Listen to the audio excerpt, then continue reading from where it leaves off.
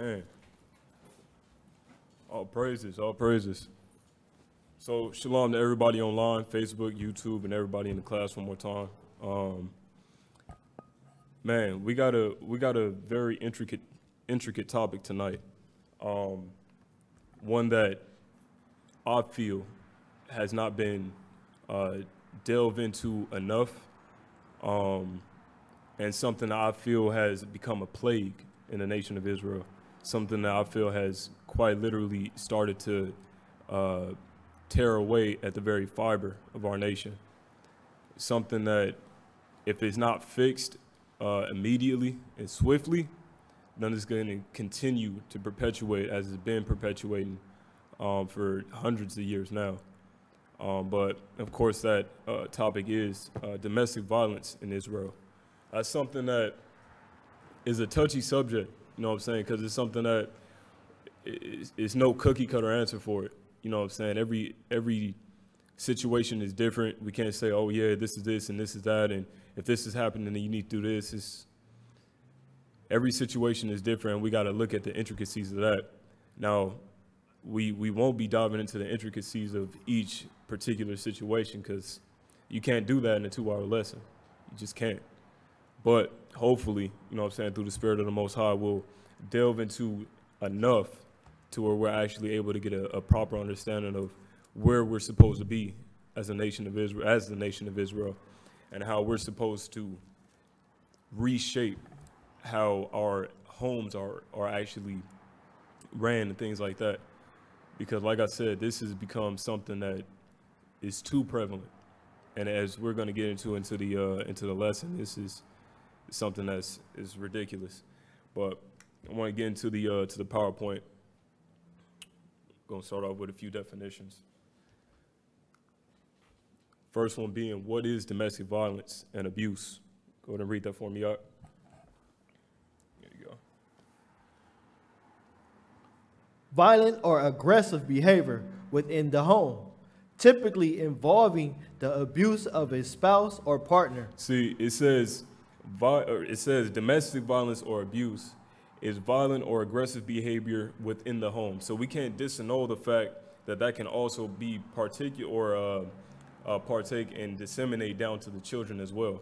But of course, we usually see it between the husband and the wife, right? That's usually when we see it. That's usually when it's, actually publicized and stuff like that. And usually it's on the male to the female domestic violence and stuff like that. That's usually when we see it. But it's something that within the home as a whole is very prevalent, you know what I'm saying, as we're going to get into, and something that needs to change, like I said, swiftly. But go ahead and read that next definition, Art. Physical or emotional abuse of a household member, especially one spouse or domestic partner. Especially one spouse or domestic partner. So if it's a wife, she's beating on her husband. If it's a husband, he's beating on his wife and things like that. And that's something, like I said, I've personally seen within my family. You know what I'm saying? And I'm sure multiple people in here can attest to, you know what I'm saying, whether you've seen it within your family or if you've seen it within just the nation of Israel, you know what I'm saying? Because it's not something like it's hidden or anything like that. It's something that's out there and publicized, and in a certain fashion, it's almost glorified.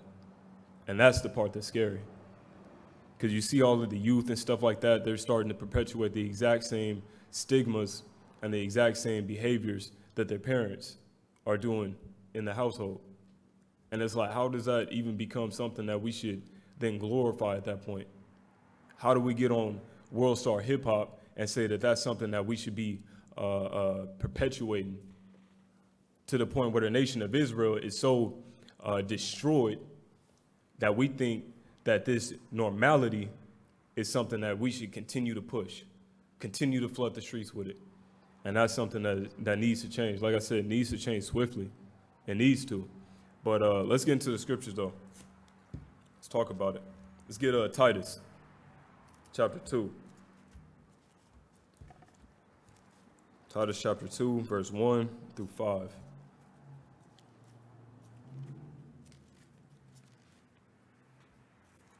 Go ahead.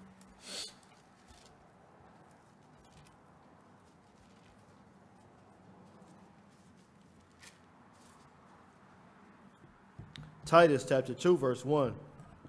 But speak thou things which become a sound doctrine. See, it says, but speak thou things that become a sound doctrine.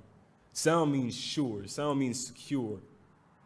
And this doctrine, we understand that this doctrine is the Holy Bible that the Most High told us to continue to spread within our communities, right? It says, speak those things. Domestic violence is not something that we're supposed to be spreading in the so-called Black, Latino, and Native American community. Because you don't never see where the Most High said, oh yeah, it's okay for you to beat your wife. It's okay for you to go and verbally abuse your husband. The Most High never said that. And the fact that it's pushed in that fashion is a shame. But as we're going to get into, that's something that has been learned over the years. Feel what I'm saying? But go ahead, Art. That the aged men be sober, Go ahead. grave, temperate, sound in faith, in charity, in patience. See, it says that the aged man be sober. That's another thing that plays an extremely large role within the domestic violence equation, let's call it. To the point where a man is having a bad day and he feels like he needs to come home, you know what I'm saying, and drink a little bit, to where he feels that he wants to beat his wife because he's losing himself within that drink. Or even if it's on the woman's side, she comes home and she's having a bad day or something like that. And she feels that she wants to have a little bit of wine and actually starts to beat on her husband or anything like that, as we're going to get into. Or even if you're beating on your kids or anything like that. You're supposed to be sober-minded. And then it says what? It says grave. What does grave mean? You're supposed to be serious, have a serious thought about yourself. Shouldn't be over here thinking that this crap is funny. In no way, shape, or form is domestic violence funny. And it should not be happening to the so-called Blacks, Latinos, and Native Americans. And that's something that we got to change. Like I said, man, we need to change this swiftly. And it starts tonight, man. That's why the scriptures are so perfect.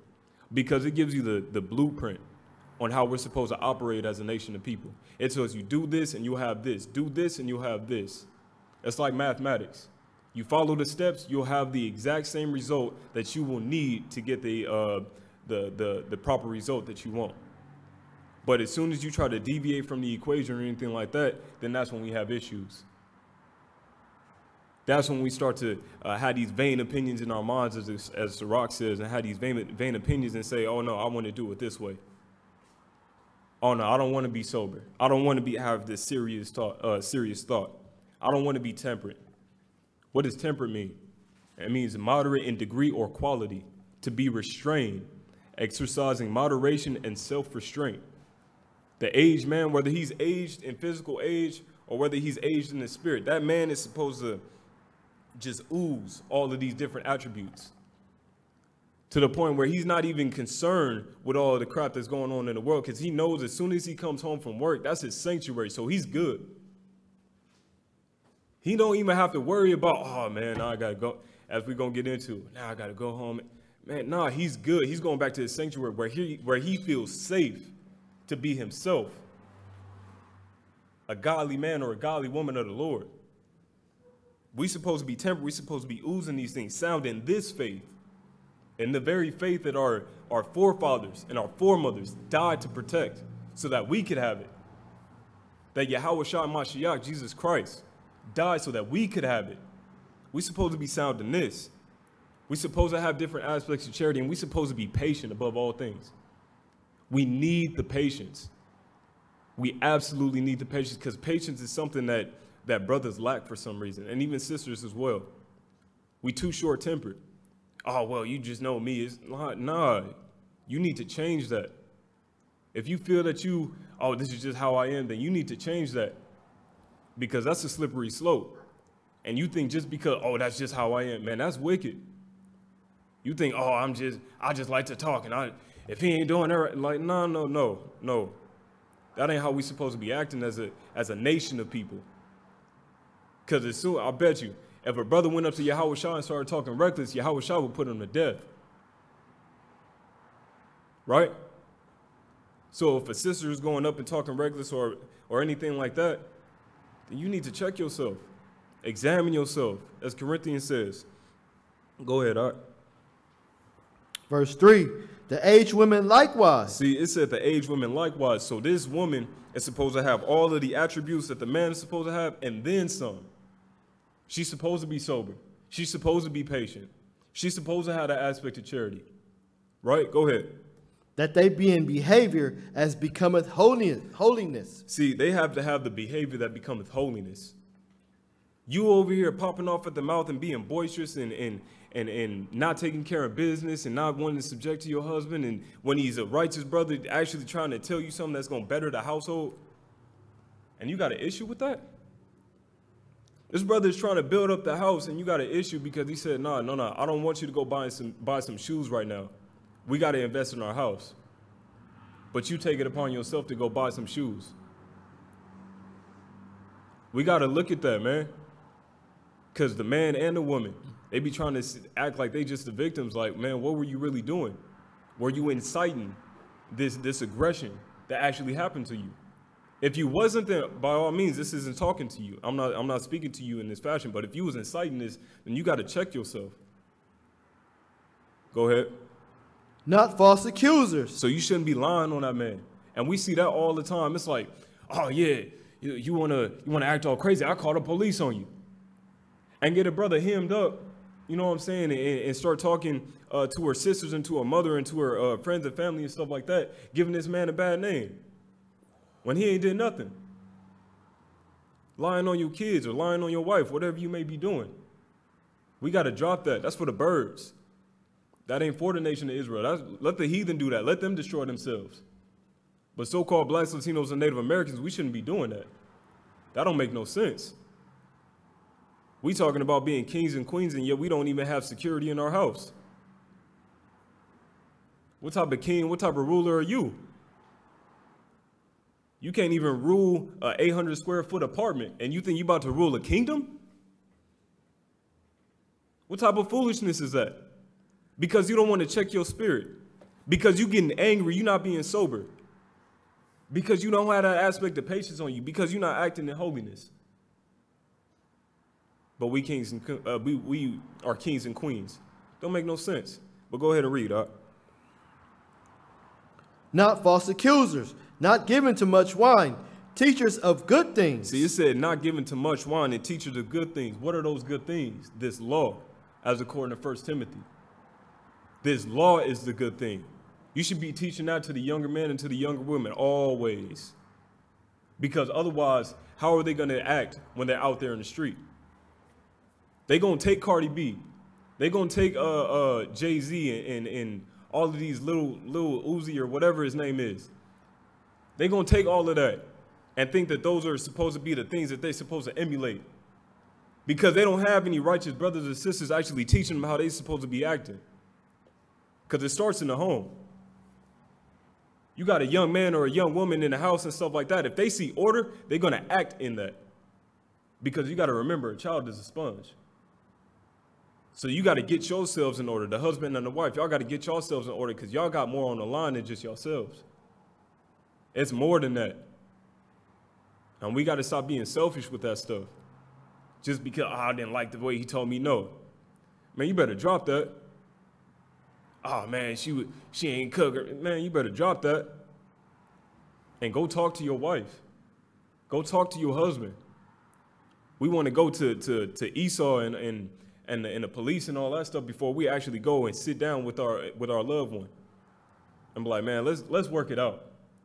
Because we got stuff on the line. Not only do we have our house on the line, we got our kids on the line. And not only do we got our kids on the line, we got the nation of Israel on the line. Because when y'all come up into the congregation, what are the other kids seeing? Just how that youth is acting, and then how those parents are acting and stuff like that. You got to remember, it's eyes on you all the time. It's always eyes on you. That's why we got to continue to speak the things that are in this Bible. Behavior that becometh holiness. Go ahead, Art. That they may teach the young women to be sober, to love their husbands, to love their children, to be discreet, chaste, keepers at home, good, obedient to their own husbands, that the word of God be not blasphemed. So you're supposed to be a teacher of all of these things. And above all, if you got a righteous brother, you need to submit to that man. Yep. You need to submit to that man. And if you got, and if If you if you have a wicked brother or something like that, you need to do all that is within your power to be righteous. That don't give you a pass to just be like, well, F it, I'm not, man, you still got an obligation to be righteous. You still got an obligation to be righteous. And don't think, and this is where it gets into the aspect of the advice that I'm giving y'all.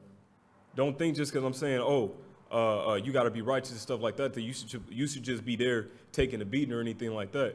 If the brother is threatening you with threatening your life or your kids' lives, I would advise that you separate from that situation, but continue to work it out, though.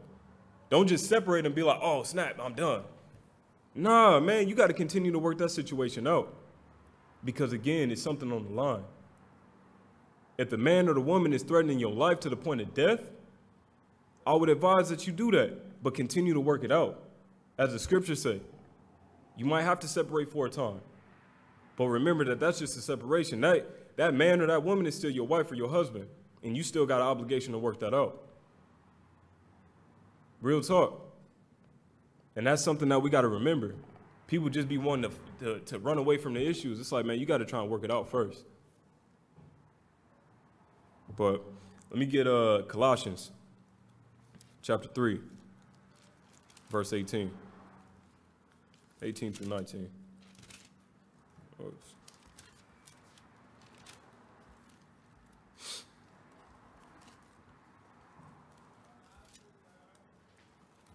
You said Colossians? Yeah, Colossians 3, 18.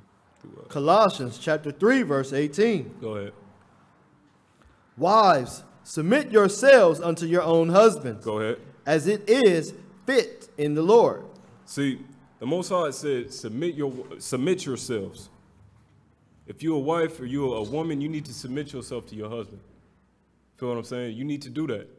Especially if this brother is righteous and stuff like that. You don't need to be acting boisterous and stuff like that and bad-mouthing this brother. If he's doing all that's within his power so that he can continue to create a healthy environment for you and your seed. So you don't need to be acting out of order. But go ahead. What's the flip side of that? Go ahead. Husbands, love your wives. See, it says husbands, love your wives. So the man ain't supposed to be beating on his wife or anything like that. You feel what I'm saying? He shouldn't be verbally abusing her. Oh, man, you ain't nothing but, man, nah, you're not supposed to be doing that. According to thus saith the Lord, you shouldn't be doing none of that. Because you got to look at it. How many of my people knowingly would go and start cutting themselves? Would you knowingly go and just slit your wrists open? Would you go and just start punching yourself in the face? No, right? Now, if you're operating in the spirit of the Most High, you're not. If you got devils on you, then you need to shake them off. But you're not going to just go and start punching yourself in the face, because you got to remember, that man or that woman is then you. Y'all are ribs, man. Y'all are like conjoined at the hip at that point. So you mean to tell me that you hate yourself so much that you about to beat yourself? That you about to verbally abuse yourself? Oh, you ain't this, you ain't that. I'm about to go get, man, nah. When was that a thing in Israel? When was that something that our forefathers and our foremothers taught the children, taught the youth? I must have missed that scripture, because I don't see it in the law. But it says, husbands, love your wives. Go ahead. And be not bitter against them. And it says, be not bitter against them. You shouldn't be doing all these other things, man, and causing your wife to be afraid of you to the point where it's no longer an aspect of fear and respect. It's more so an aspect of fear where she fears to be around you because she doesn't know, or he doesn't know when the next time is you're gonna pop off to the point where they might lose their life, or you might try and do something that's probably beat the kids or something like that. They don't know that. You unpredictable at that point. You can't rule your spirit. And that doesn't make no sense. That don't make no sense. We shouldn't be perpetuating that. Give me Ecclesiastes chapter 7 and verse 9.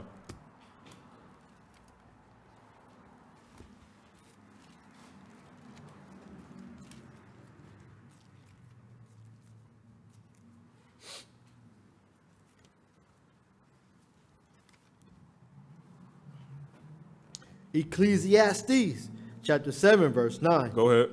Be not hasty in thy spirit to be angry. See, the Most High said, don't be hasty in your spirit to be angry, to the point where you're overtaken with anger to where you can't even think clearly. How many of my people have actually experienced that, to where you so angry, man, you just completely black out, where you like, man, I don't care about nothing, I'm about to. Most High said, man, don't be angry to that point.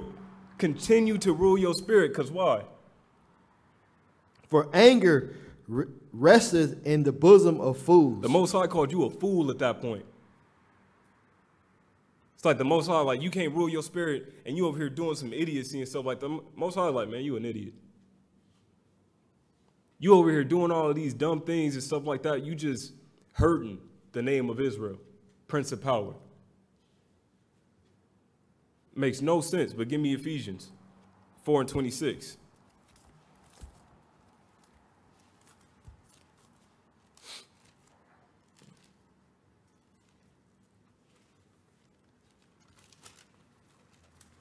Go ahead.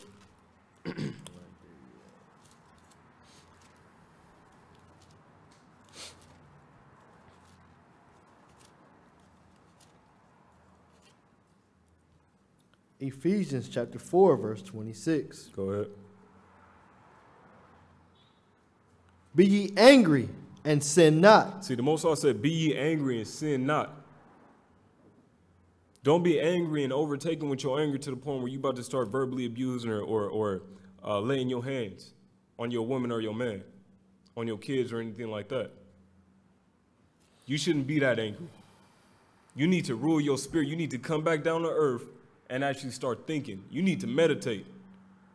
You need to talk to your Heavenly Father. You might need to pray and fast. Because if you getting that upset over something that probably don't even matter, then that's an issue. Because you letting all these other spirits come in and wreck house. All of these other spirits is coming in because the Most High ain't there. When you acting like that, the Most High ain't there.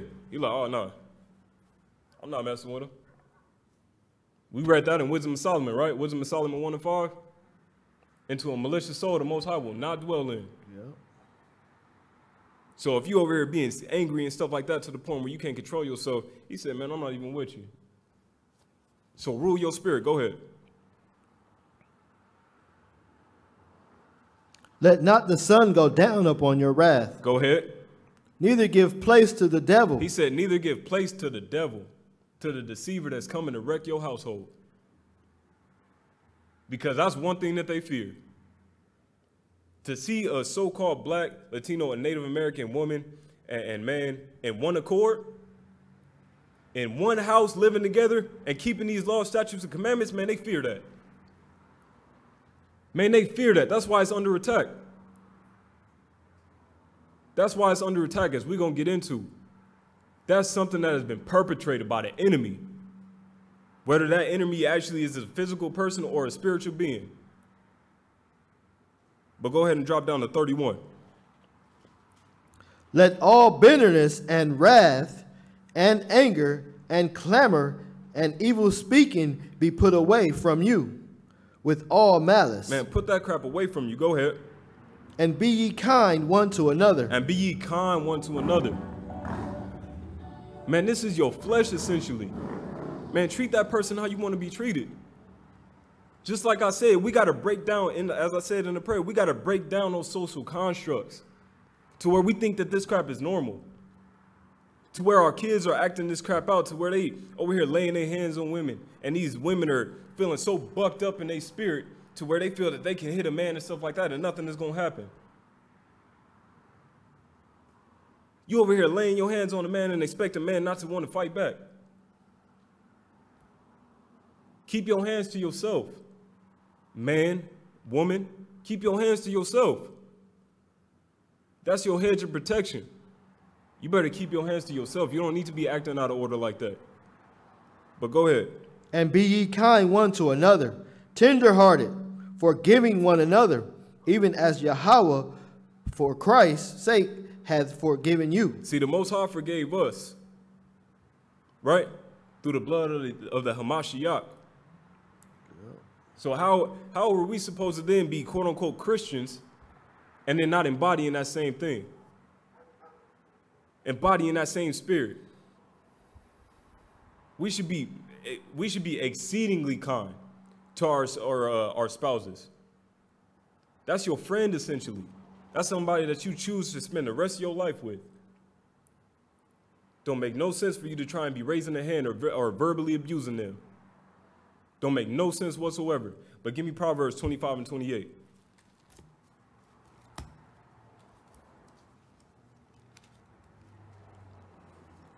And I hope my people is hearing me.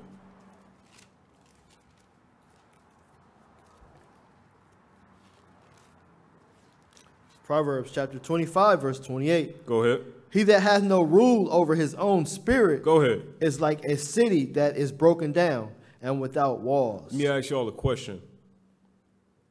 A city, right? It has walls. What are those walls usually used to protect against? During a time of war, even. Outside forces that are trying to come in and invade, right?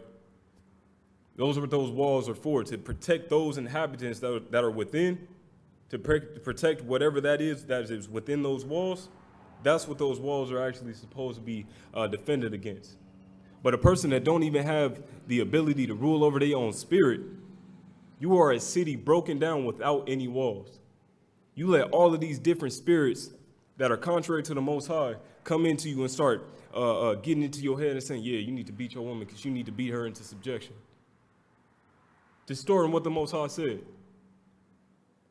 Yeah, you know what I'm saying? He ain't doing this. He over here sitting on the couch, man. You need to get at him real quick.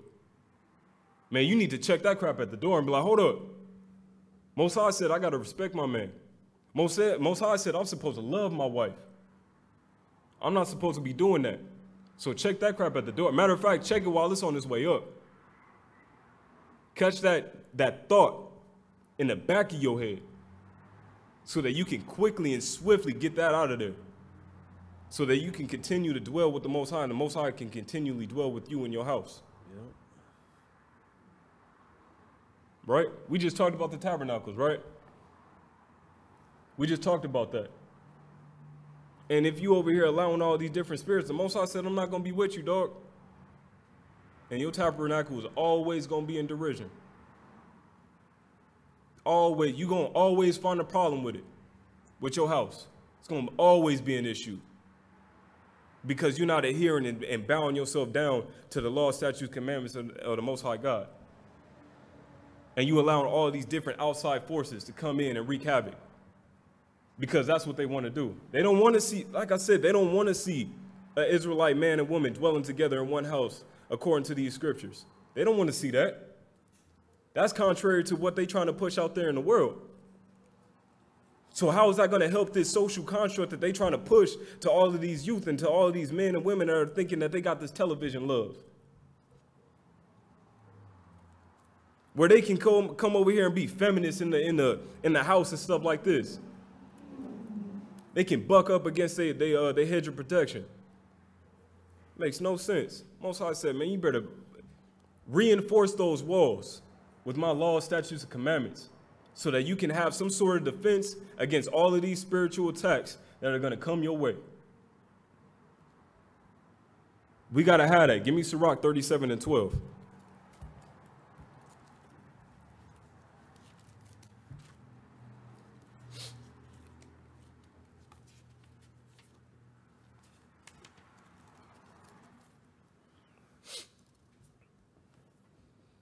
Sirach chapter 37, verse 12. Go ahead. But be continually with a godly man. See, the Most High said, be continually with a godly man. Before you even look into actually trying to get a husband or a wife, you need to make sure that they are godly. Says, I want to say it all the time. Did you fall for the beauty or for the booty? Because you must have fell for one of those. Because as soon as you take it home, it turned into a serpent. Something that's about to take you down and not let you go. Turn into a succubus.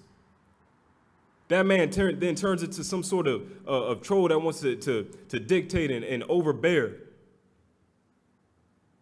Most High said, be continually with a godly man. Go ahead. Whom thou knowest to keep the commandments, of the Lord. He said with somebody that you know, you can prove that they keep the commandments of the Lord. Not just because, oh, they wear their fringes, they got a beard, they be at Sabbath class sometimes and stuff like that. Man, you better prove that man.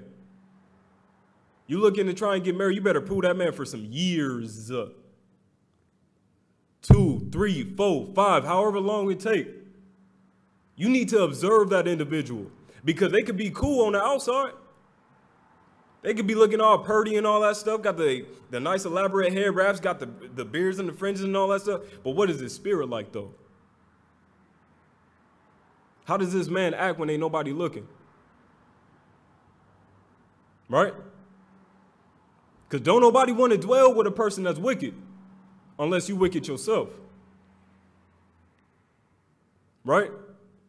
Don't nobody want to dwell with that. Most High said you better dwell with a man that you know to keep the law, with a woman that you know to keep the law. Go ahead. Whose mind is according to thy mind. Whose mind is according to your mind. So if you over here trying to keep these laws, statutes, and commandments, you in 5, 10 committees, and you really trying to build up your nation, you better make sure. My bad. Banging on the table too hard. You better make sure that their mind is according to your mind. So if that's what you feel like you want to do, then they need to be on that and then some. Especially if that's a wife that you're trying to partake of. Because that woman needs to exalt you to new heights. You in the soldiers program, you a officer. In 4 months, she going to get you ready to take that second officer test. She going to be asking questions left and right. Hey, babe, hey, look, check this out. I found this. Maybe you should add this to your portfolio. Hey, babe, check this out. Boom, boom, boom, boom. That's somebody that is according to your mind because you see the work ethic that you see within yourself. Not just somebody that just showed up and was like, oh, she look good. He look good. He chocolate. Right? Because that's the thing that our people be looking at. The surface or the face value of stuff. Oh, he got some nice hair. Ooh, she got a nice booty. Man, we ain't supposed to be looking at that. Because what is that going to do for you? It ain't going to pay the bills. His hair ain't going to pay the bills. Her booty ain't going to pay the bills. So you got to make sure that you over here dwelling with a person that you know keep the law. Go ahead. And will sorrow with thee if thou shalt miscarry. So if a woman miscarries or anything like that, that man is going to be sad because their seed is gone. But not only that, he's going to continue to support her. He's going to be like, you know what? Don't even worry about it. All things are according to the will of the Most High. Bet if we continue to keep these laws and statutes and commandments, Most High willing, we'll have another seed that's going to be strong. Hebrews 12 said all day long. We are the sons and daughters of the Most High, so we're going to go through some chastening. It is what it is, but you got to keep your integrity like Job did. Con? For sure. Let me get that Sirach 6. 6, 7 through 8.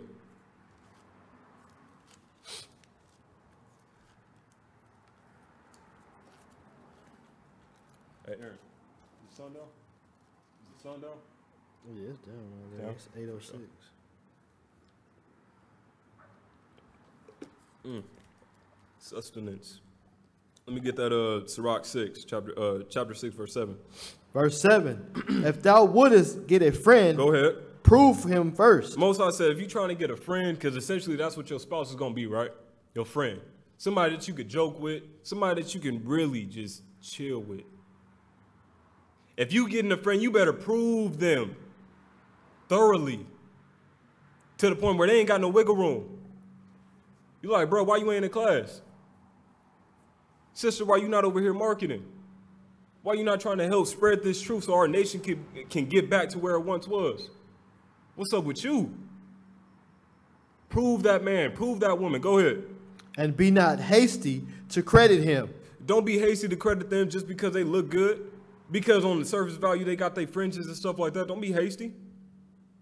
Take some years to actually get to know that individual. You got to do that, or else you setting yourself up for failure. Capital fail. Go ahead, Art. For some man is a friend for his own occasion. And I see that all the time, man. I got a neighbor that be talking crap, man. He be like, yeah, you know what I'm saying? Because this woman, you know what I'm saying? I'm just with her so I could get some money and all that stuff. It's like, hold up. You not with her because you love her? No, you know, I care about her and all that stuff, but you know what I'm saying? She like to buy me a lot of stuff, and this man, he likes to buy me the bags, the expensive bags, and the nice perfume and all that stuff. You using this man for some materialistic stuff. Using this woman for some materialistic stuff. Stuff that Most High said, look, or Yahushua said, lay your treasures up in heaven, not on earth, because rust is going to corrupt all of it. But go ahead.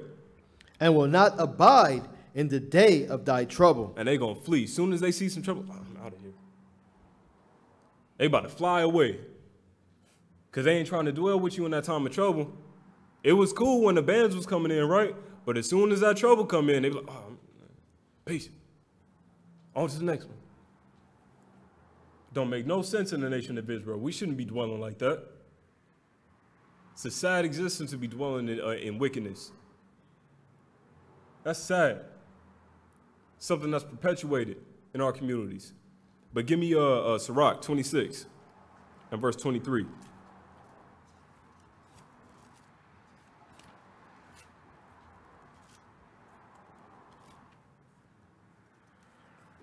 Go ahead. Sirach 26, verse 23. A wicked woman is given as a portion to a wicked man. It says a wicked woman is given to a portion to a wicked man. So you need to check yourself to see how you are abiding these scriptures. Because you be like, man, she over here, she don't like to do nothing. She don't want to keep the Sabbath. It's like, but what are you slacking on? Are you slacking on something? You missed the Sabbath occasion. I mean, it's captivity. I got to work. You know what I'm saying? I got to get this money so I can continue. Nah. We'd have been in captivity 90% of our time here on earth. So that's a lame excuse. To say, I'm in captivity, I just got to get it. Our righteous foreparents would have laughed you to scorn and probably stoned you. So you got to examine how you moving. Because you never know. Most High might be like, this is how you treat me, so I'm going to let this woman treat you, or let this man treat you how I feel. Cold business. Go ahead. But a godly woman is given to him that feareth the Lord. But a godly woman. You got to fear the Most High. With every fiber in your being, you got to fear the Most High. If you want a portion or a possession that's going to continue to perpetuate you to new heights, then you gotta have a deep-seated fear of the Most High. Like, work on the Sabbath, man. Is you crazy? Man, hold up. The scriptures say something about that. Oh, no, you know, it's just a little bit of pork, you know what I'm saying? You could just take the pepperoni off the pizza. We was talking about that the other day. Just take the pepperoni off the pizza. No. The Most High said, man, that whole thing is defiled. Don't mess with it. I don't want to touch it. I don't want to smell it. Get it away from me. I'm not about to eat that. Oh, no, you know what I'm saying? It's all good. You could just, you know what I'm saying? If you shave your beard, then it comes in quicker. It's like, nah, the Most High said we ain't supposed to be doing that. You ain't slacking on nothing. You ain't slacking on nothing. You got your fringes on. You are fearing the Lord completely. And the Most High will give you your portion as he sees fit. But you need to do something first, above all things, which is what? Fear him. You got to fear him before you even seek to get something else. Because all of us would be pissed off. I brought out the analogy the other day. All of us would be pissed off if we bought a brand new car and somebody was putting jelly on the steering wheel. That's your possession. That's your portion right there. We'll be pissed off about that. Man, what you doing, man? We got to look at all that stuff. Go ahead. Was that all that? You on 24? Nah. Let me get Tobit, chapter 8.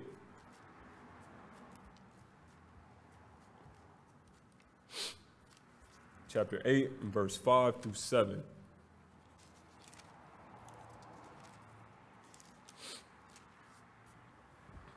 Tobit, chapter 8, verse 5. Then began Tobias to say, Blessed art thou, O God of our fathers, and blessed is thy holy and glorious name forever. Let the heavens bless thee, and all thy creatures. See, Tobit gave reverence to the Most High, man. Before he even laid down and took this woman to wife, he gave all praises and honor and glory to the Most High. He was like, man, the water Abba. The water for giving me this possession, this portion. He ain't forget the Most High. But go ahead. Thou madest Adam, and gavest him Eve, his wife, for an helper and stay. For a helper and a stay. If this brother got a business venture that he trying to embark on, help that man. If he's trying to exalt himself in the church, help that man. If he's trying to do any X, Y, and Z, help that man according to the law. You need to be a helper and a stay. But go ahead. Of them came mankind. Thou hast said, it is not good that man should be alone. It's not even good for us to be alone. Jake's beginning their feelings and all that stuff, man. Sometimes you want to just go and talk to somebody. That's of your same mind. Like, man, I had a horrible day at work. Let me come and get some spiritual nourishment from my helper and from my stay. But go ahead. Let us make unto him an aid like unto himself. Like unto himself. Go ahead. And now, O Lord, I take not this my sister for lust, but uprightly. See, he said, I'm not even taking this sister just because her booty look good, because her lips is nice, because her complexion is cool. I'm taking her uprightly. According to the laws and statutes of the Most High God, I'm taking this woman like that. I'm not just trying to slide up in her DMs and just talk to her on the side.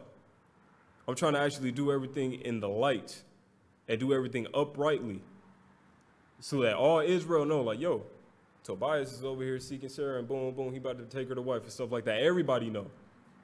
And it's right. Go ahead. Therefore, mercifully ordain that we may become aged together. That we may become aged together, because that's the goal. If you with a man or with a woman, the goal is to become aged together. To the point where y'all got a nappy fro of gray hairs. And some chilling. and some grand chilling. Yeah. And y'all solid. Y'all good. Y'all have become aged together. Because an Israelite relationship is like fine wine. It gets better with time. She might have been looking good at first, but now she looked fantastic. She looked stupendous. With all that gray in her hair. She looked good. Because that's the goal. Right? Yep. That should be the goal. Let's get into the next slide. It says the fact is that we are cursed. Let's go back to the PowerPoint.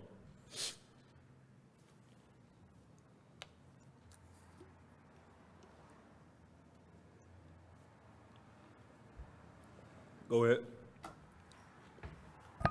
Black and Hispanic couples are 2 to 3 times more likely to report male to female and female to male partner violence than white couples.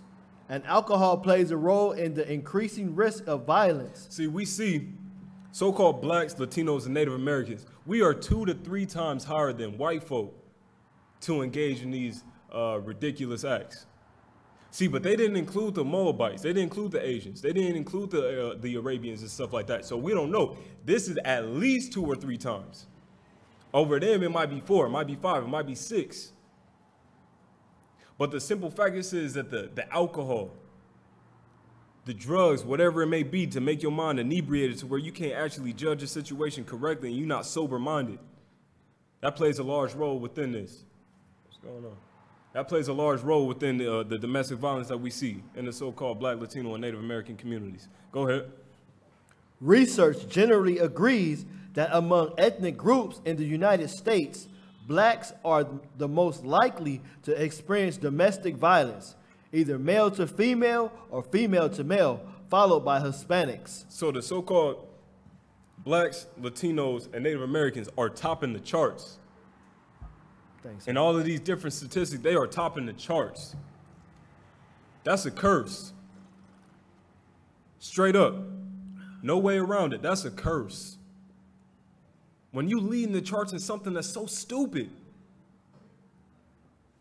We don't lead the charts, unfortunately, in inventions made within the community. We don't lead the charts in that, but we lead the charts in something as stupid as this. Go ahead. Approximately 1 in 3, 29.7% to 37.1% of Hispanic Latino women have experienced physical violence by an intimate partner in their lifetime, and 1 in 12, 1.8% of Hispanics, 8.1%. 8.1% of Hispanics, Latino women experienced the violence in the previous 12 months. That's ridiculous. To where our people, 1 in 3, that's an extremely large majority. 1 in 3 of our women face this because our men are acting according to the Holy Scriptures. Because they take it upon themselves to go upon their own vain opinion and what they see perpetuated in the streets and be like, yeah, this is how I'm supposed to be acting. That don't make no sense. How are we going to continue to build up the nation of Israel if we over here beating our women and beating our men? Don't make no sense. Give me Sirach 37:2. This scripture, man, it hit me in my soul, man, when I read this. Sirach chapter 37 and verse 2.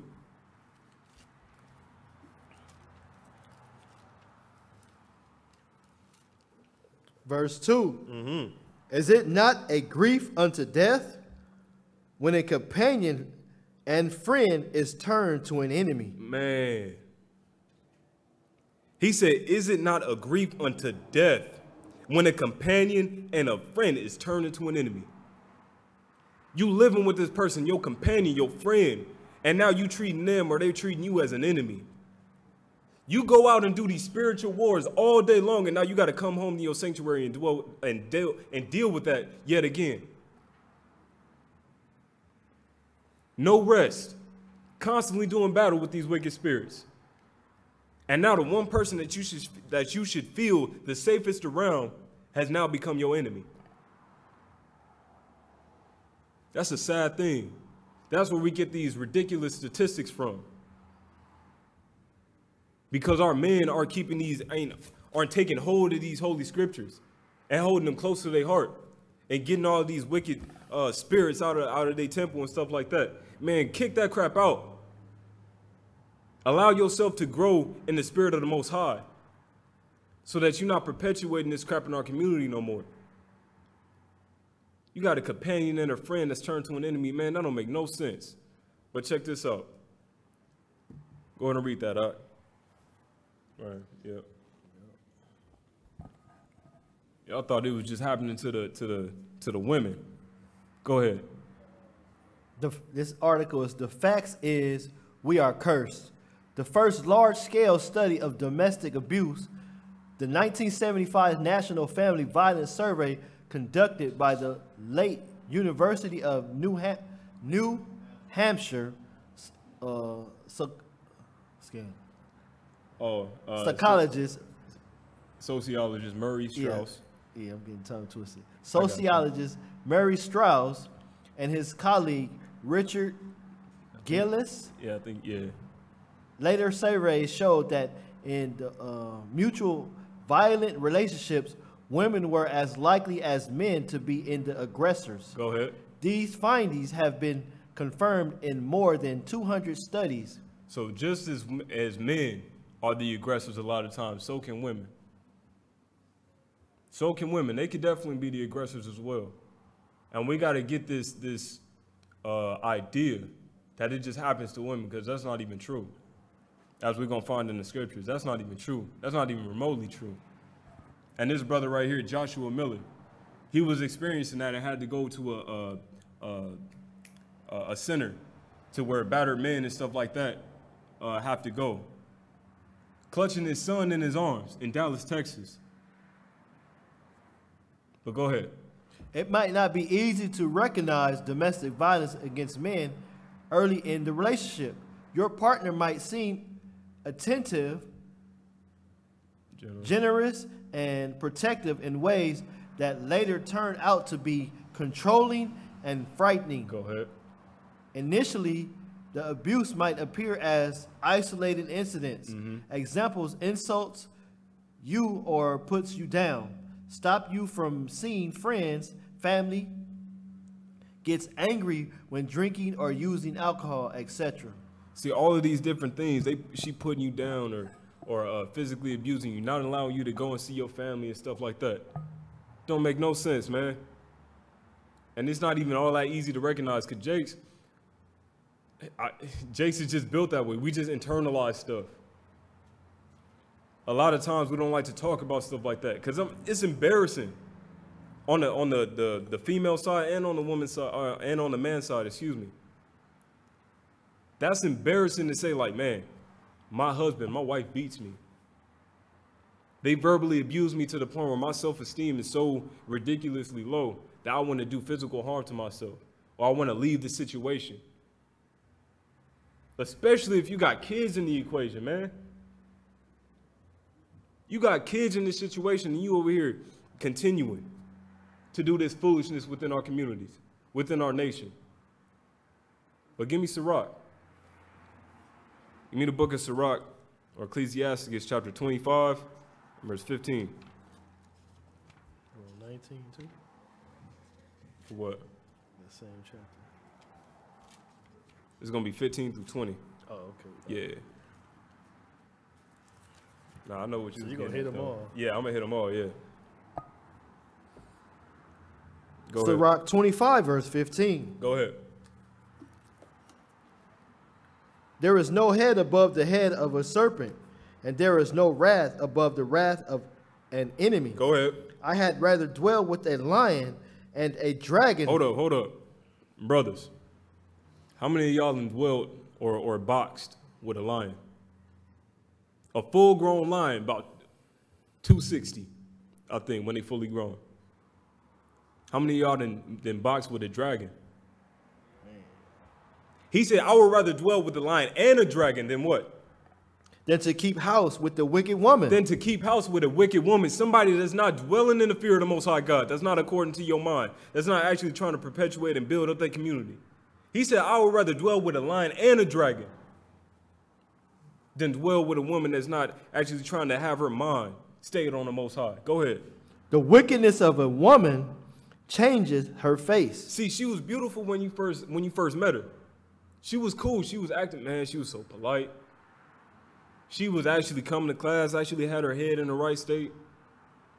But as time went on, her wickedness changed her countenance. Now she done became something you don't even recognize. How many of my people listen to Music Soul Child? I know you do. How many people have heard Half Crazy? That used to be my joint, man. They over here, he was like, man, look, I took this woman and now I don't even recognize you. I just want my friend back. That's it. But now the wickedness of this woman has changed her face, changed her countenance to the point where this man don't even recognize the woman that he said he wanted to marry and spend the rest of his life with. Go ahead. And darkeneth her countenance like sackcloth. And darkeneth her countenance like sackcloth. Sackcloth is uncomfortable. It's like you get all rashy and it's just extremely uncomfortable, right? So it's uncomfortable to be in that situation, dwelling in that house. You over here moving left and moving right, but she on you. Why you doing that? Why you doing this? You need to get up. Brother may have lost his job because of some physical injury or something like that. See, you don't never do nothing. You ain't worth nothing. I'm taking my kids. Like, man, how is that going to build that brother up? This brother going to teach his people on the Sabbath, where you at? Bring me back some food. Now. What the heck, man? That don't make no sense. I'm going out and doing battle with the spirits on the street, and now I got to come home to this. What type of foolishness, what type of buffoonery is that? Go ahead. Her husband shall sit among his neighbors, and when he heareth it, shall sigh bitterly. This brother, man, he's sitting back, he with the homies and stuff like that, and then he look at the time and be like,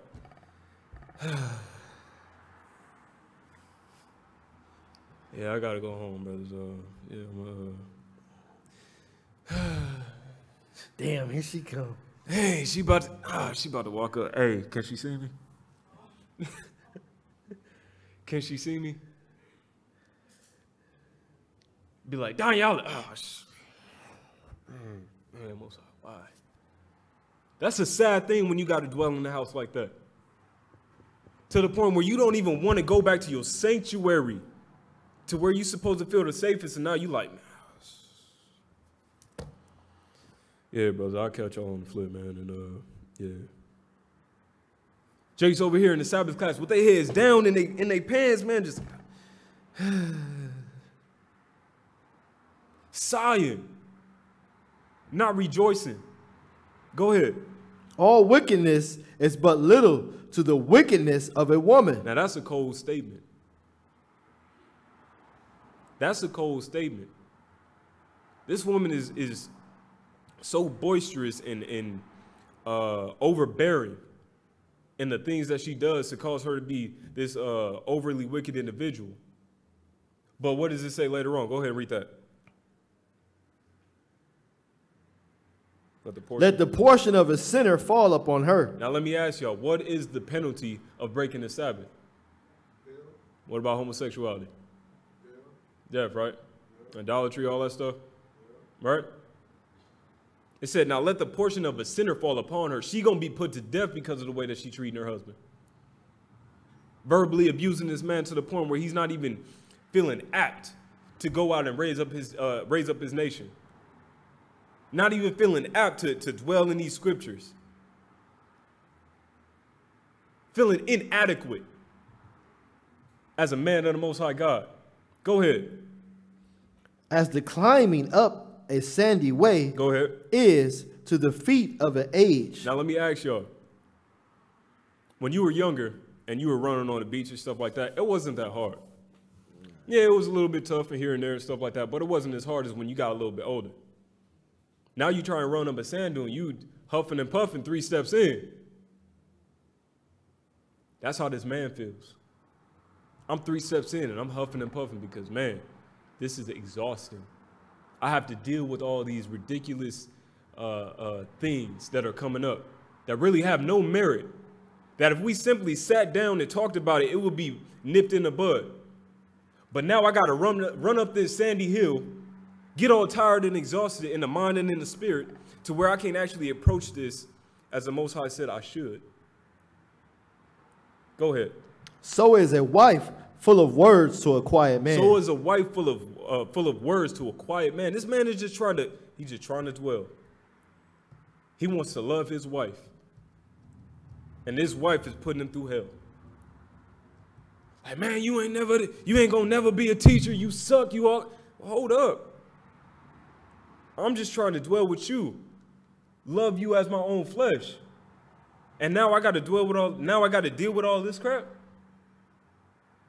But see, that's why the Most High said, get a person according to thy mind, that you know to fear the laws, or fear the Lord, excuse me, that you know to keep the commandments, because otherwise you might run into these same issues.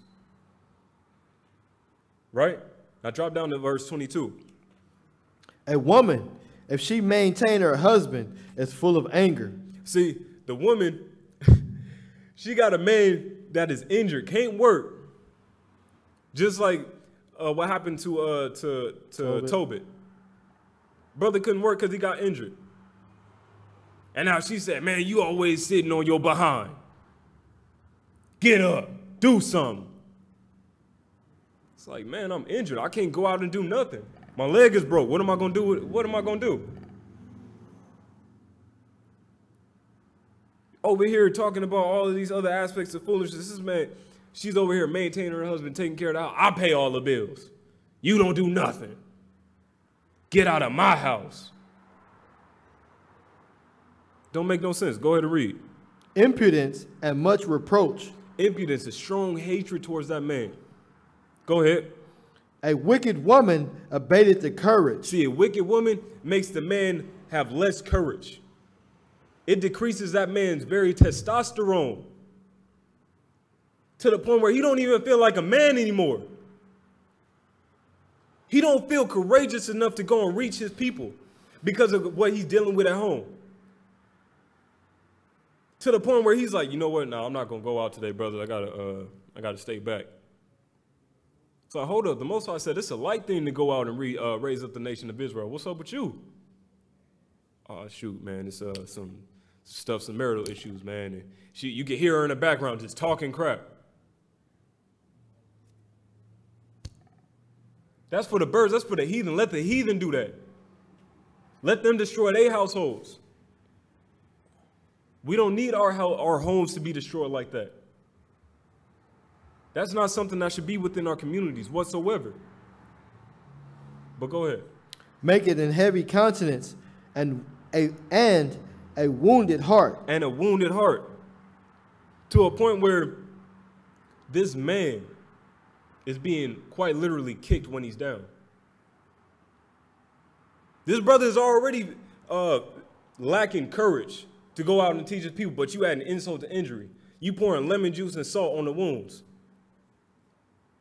And now this man don't even want to go out and do the bare essentials of what is required of him. And then you got to look at it again on the flip side. How does that affect the children? Because the children are seeing all of this. They're like, dang, mom treated dad bad. Like, I didn't know we were supposed to do that. And then you think, oh, maybe it's just limited to the spouse. It be happening to the kids too, where she's like, see, you and the kids ain't worth nothing. And now she want to leave her home. Leave him in shambles. The man is broken. Completely distraught. The kids don't understand. That home is left in shambles. Can't even recover from that. Because what? Those kids then see that, and then they continue to push it when they get a relationship. Because they be like, well, mom treated dad like this, or dad treated mom like this, so this is what I'm going to do, because this is all I know. And then what happens from there? Then the next generation, then the next generation, then the next generation. And it continues. That's why I said this is a sticky subject. I can't give you a cookie cutter answer on how to avoid this. I can give you as much advice as I possibly can. But you got to look at your situation. You got to reason throughout the scriptures and pray and fast to the Most High. Ask him to change your situation for the better. Fear the Lord, man. Go ahead. A woman that will not comfort her husband in distress maketh weak hands and feeble knees. Maketh weak hands and feeble knees. What do you need your hands and your knees to do? To work. To build.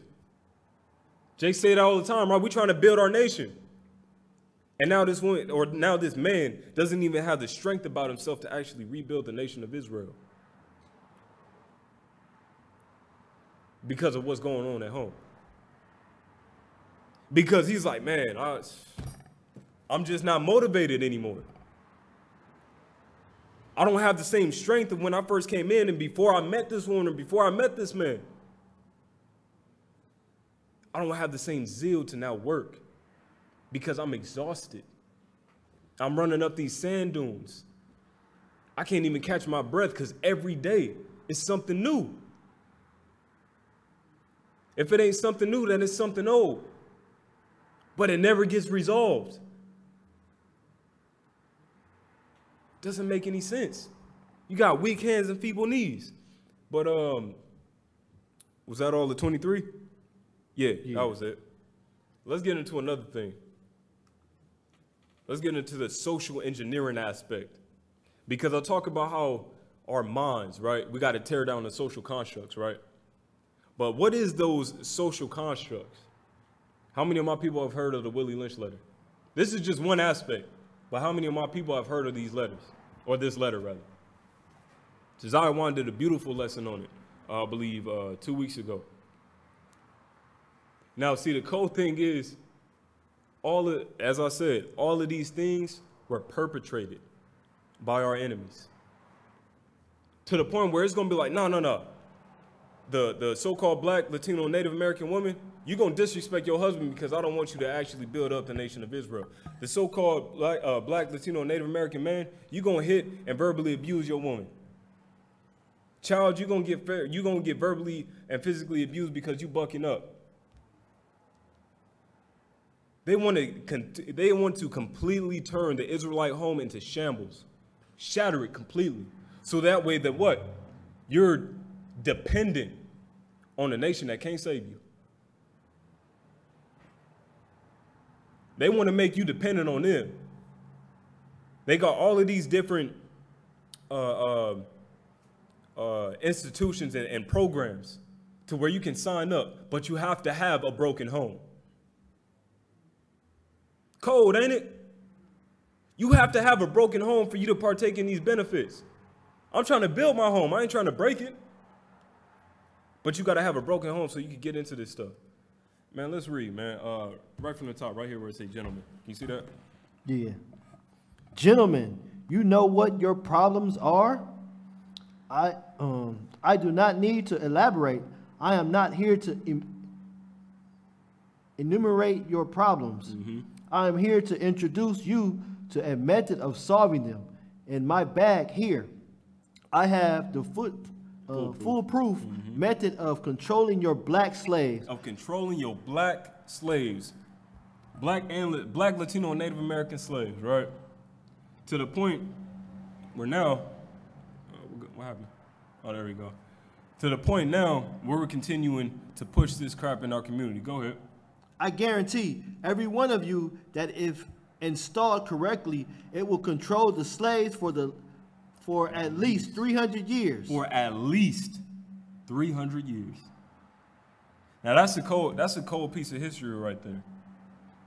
Because they have been perpetrating and pushing all of these things in our communities for this long. To where we can no longer get our girth and get our strength about us. Because our homes are so broken and fractured to the point of no repair. Go ahead. My method is simple. Any member of your family or your overseers can use it. I have outlined a number of difference among the slaves mm-hmm. and making the difference bigger.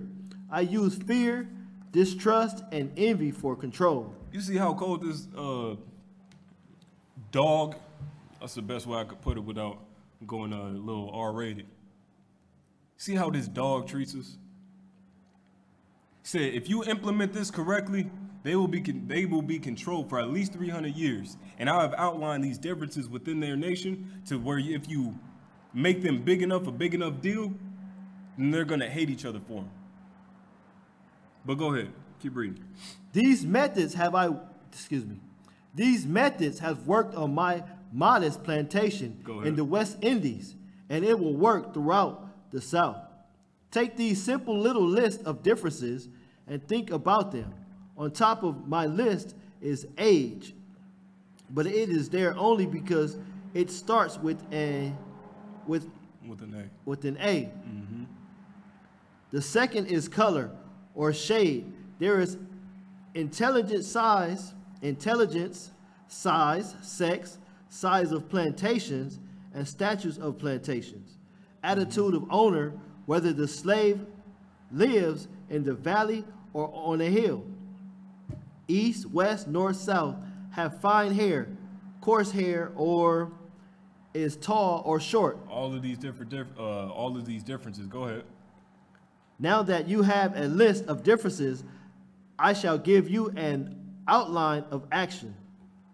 But before that, I shall assure you that distrust is stronger than trust, and envy stronger than adulation. Mm-hmm. Respect and admiration. The black slaves, after receiving this indoctrination, mm-hmm. indoctrination shall carry on and will become self-refueling and self-generating for hundreds of years.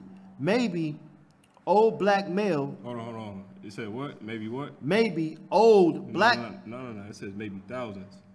This one is referring to years. Maybe thousands. Oh yeah. All right. I went down too far. Mm-hmm. Maybe thousands. Don't forget, you must pitch the old black male versus the young black male. Now hold up. It said if you implement this stuff correctly and carry on and I would say make a bigger deal out of these differences than they actually are, then they're going to continue to self-refuel the same hatred that you are teaching them and indoctrinating them for hundreds or even thousands of years. Go ahead. Don't forget, you must pitch the old black male versus the young black male, and the young black male against the old black male. Go ahead. You must use the dark-skinned slaves versus the light-skinned slaves, and the light-skinned slaves versus the dark-skinned slaves. Now watch this. Go ahead. Versus the dark-skinned slaves. You must use the females versus the males. Go ahead. And the males versus the females. You must use the male versus the female and the female versus the male. This is how they broke up our homes. You need to watch The Birth of a Nation. You need to watch Goodbye Uncle Tom. You need to watch all of these things to see how they perpetrated all of this crap into our communities. Give me Deuteronomy 28:15. They said, turn them against each other. Turn the man and the woman against each other so that way the home can be broken. Can we bring that up to like modern day? Y'all seen that show Atlanta Housewives, right? Wasn't that supposed to be about housewives and righteous women?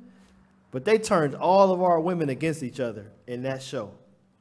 And it became about cat fights and who's who and what's what and who got what. So these same things are still being used today, just in a different disguise. Absolutely.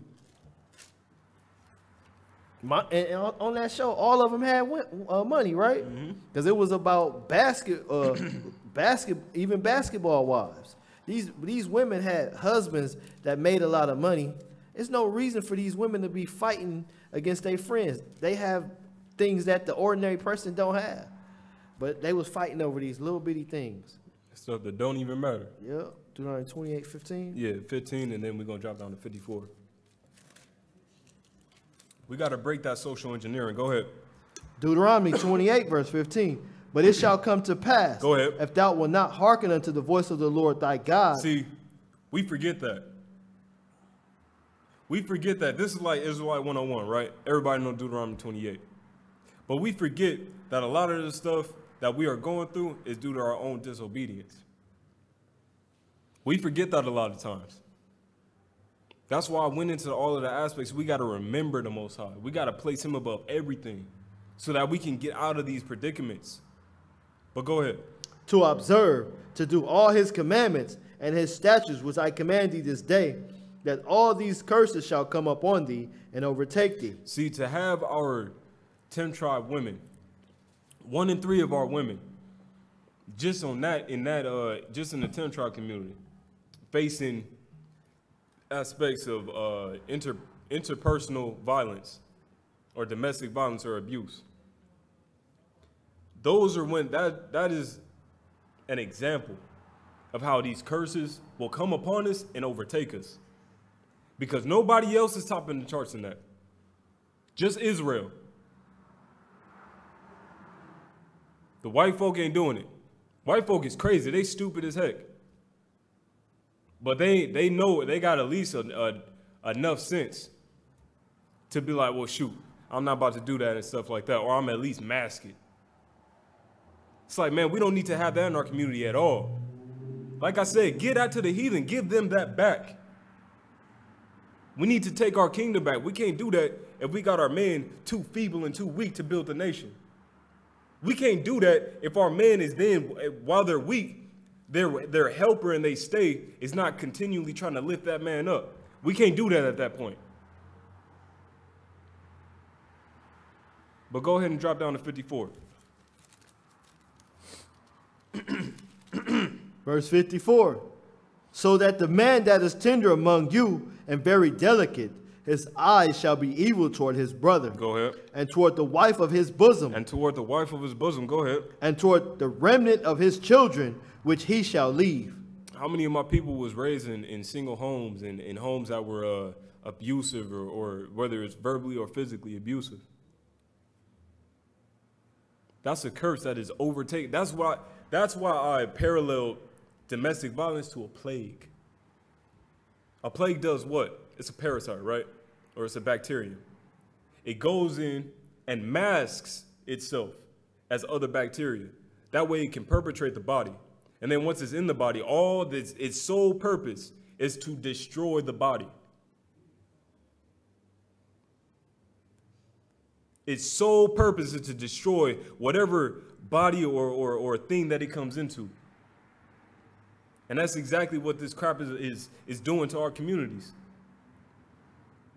doing to our homes, completely tearing it down, putting it in shambles to the point where we can't even rebuild it anymore. Where wives and husbands would much rather see each other die than actually be reconciled to one another.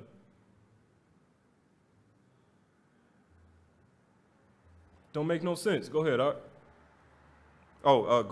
Drop down to verse 56. Verse 56. The tender and delicate woman among you, which would not adventure to set the sole of her foot upon the ground, for delicateness and tenderness, her eyes shall be evil toward the husband of her bosom. Toward the husband of her bosom. We got to see all of these things. We can't just say, oh, it just happened to the women. Man, this happened in Israel as a whole. This is a curse, a plague that is happening in Israel as a whole. And it's being masked as something that we should be doing on a day-to-day basis. Based on World Star Hip Hop and all the foolishness that these people are continuing to push within our communities, it's being masked as something that should be good. Something that shouldn't even be talked about, really. That doesn't make any sense. Go ahead. And toward her son, and toward her daughter. And toward her son, and toward her daughter, because as we read the definition of domestic violence, it says anybody that's within that home, but especially against the spouses. But that's against anybody that is within that house, as we're going to get into in the next slide. We're going to talk about the children. How are they affected? Because I know a whole lot of people that have been negatively affected based on all of these things that are happening within our communities at such an exponential rate. We topping the charts in all of this buffoonery. And that's not even talking about all the other stuff that we topping the charts in that are negative within our community.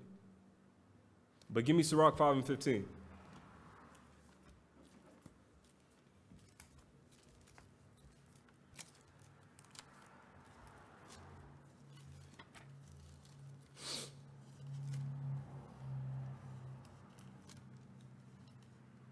Sirach chapter 5, verse 15. Be not ignorant of anything in a great matter or a small. See, we can't be ignorant. We can't be ignorant to the devices of Satan. He's trying to come in and break you down as a man to where you no longer have those walls about yourself, to where you can't rule your spirit. He's trying to come in and reframe the Israelite woman's mind to where she's thinking all of these wicked things about her husband. We can't be ignorant of that.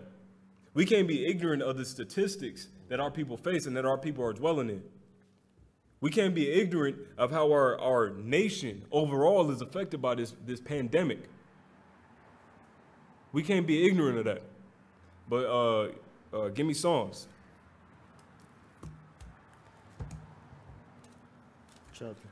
Psalms chapter 83 and verse 1 through 3.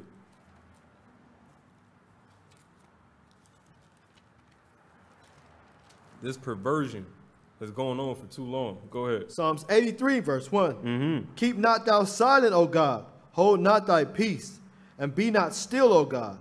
For lo, thy enemies make a tumult, and they that hate thee have lifted up thy head. They're making a loud cry, doing everything in their power to do what? Go ahead.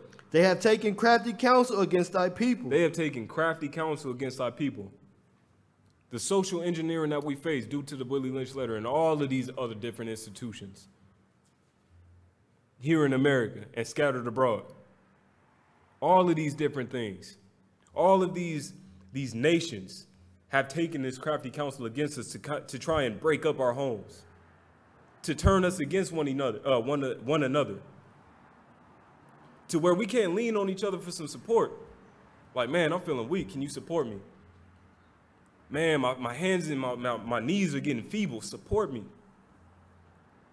But we pushing that individual to the side and say, no, you need to do that as an individual. I'm not going to support you. We letting that man or that woman fall and not supporting them, not loving them as the Most High stated that we should do. Go ahead.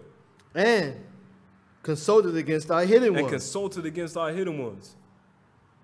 Saying, you know what, it'll be real good if we implemented this in the so-called Black, Latino, and Native American community, and then from there, we can then target the youth and stuff like that, and then from there, if we look 4 generations down. See, we see that our enemies are planning like this. They playing a game of chess. They saying, okay, if we do this, then how is it going to affect this, and then how long, or what is the longevity of this tactic? Esau is a cunning hunter, a master tactician in wickedness. And not even just him, all of the other nations. All of the other nations are taking this crafty counsel against us, right? But like I said, how is it affecting the children? Let's go back to the slide real quick. And we're gonna read how it affects our kids. Let's go back to the slide.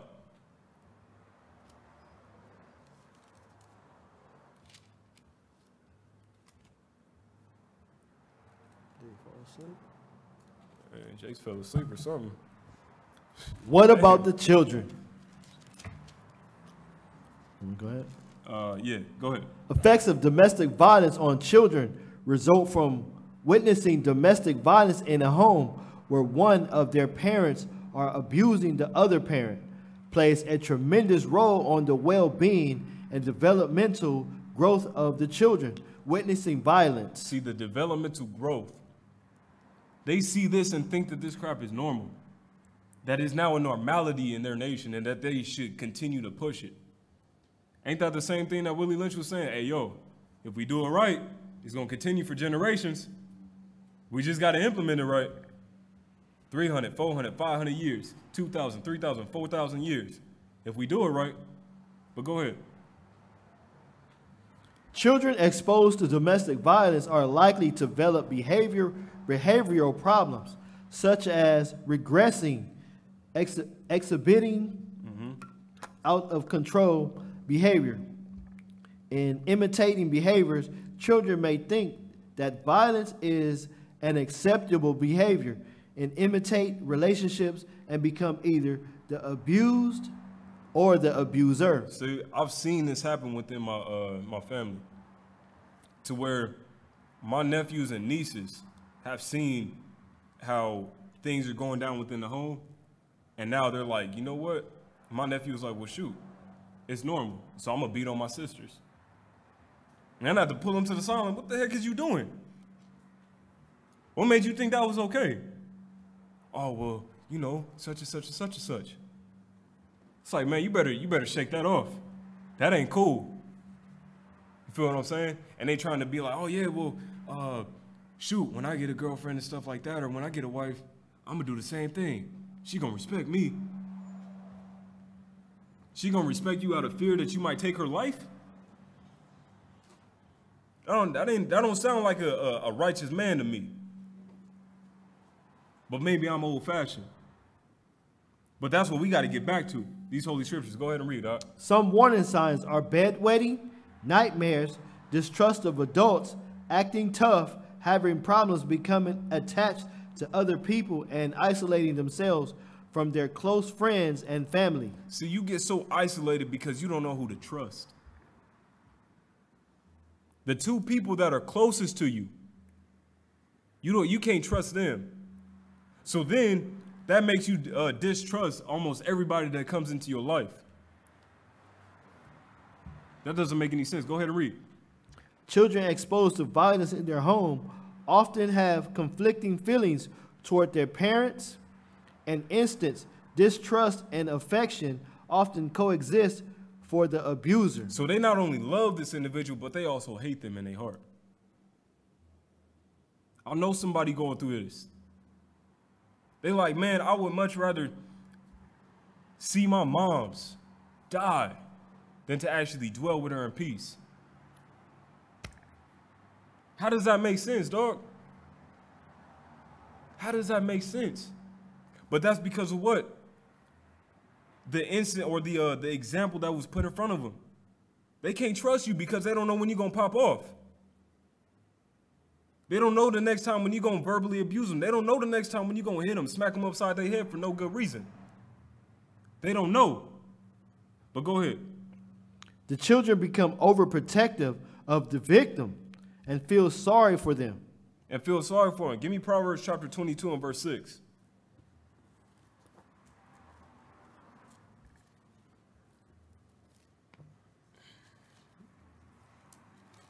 Look at Proverbs 22 and verse 6.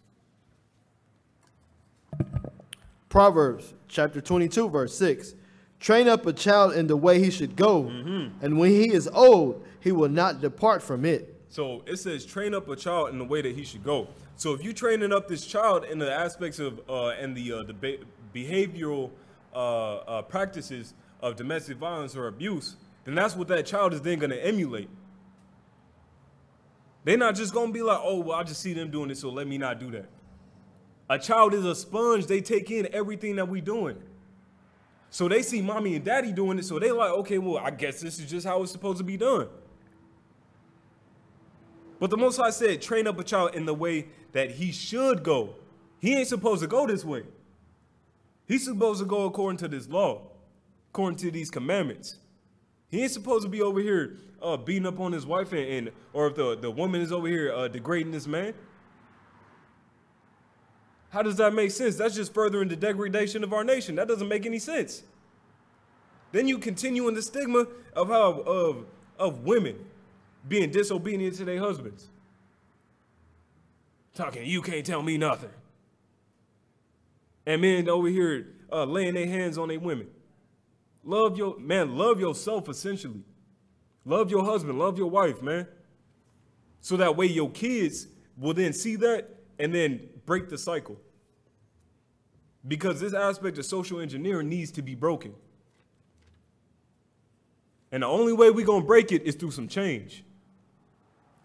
We can't just talk about it. Man, Jake said, know me, I'm past talking about stuff. It's either you do it or you don't. If you don't have the bearings about yourself to stand up in this righteousness and stuff like that and actually teach your kids how they should go and love your husbands, then you a coward. If you don't love your husband, then you a coward. Because you scared of righteousness. You scared of the Most High God. You scared of dwelling with that. You would much rather dwell with the devil. You a coward. You ain't a martyr. You ain't none of our foremothers and our foreparents that was actually dying for this word, that taught their kids according to this Bible. We got to reshape our communities. And it start now. It start right now. It ain't no trying in Israel. I don't like the word try. It's either I do it or I don't. I'm either going to go out and teach my people or I'm not. It's either I'm going to change the social constructs and the environment in which I dwell in or I'm not. There's no such thing as try. Not in Israel. You do. Yashar Ali, you're supposed to overcome. Let's dwell in that. Let's dwell in that. Let me get one more. In the book of Psalms, chapter 78, verse 5 through 6.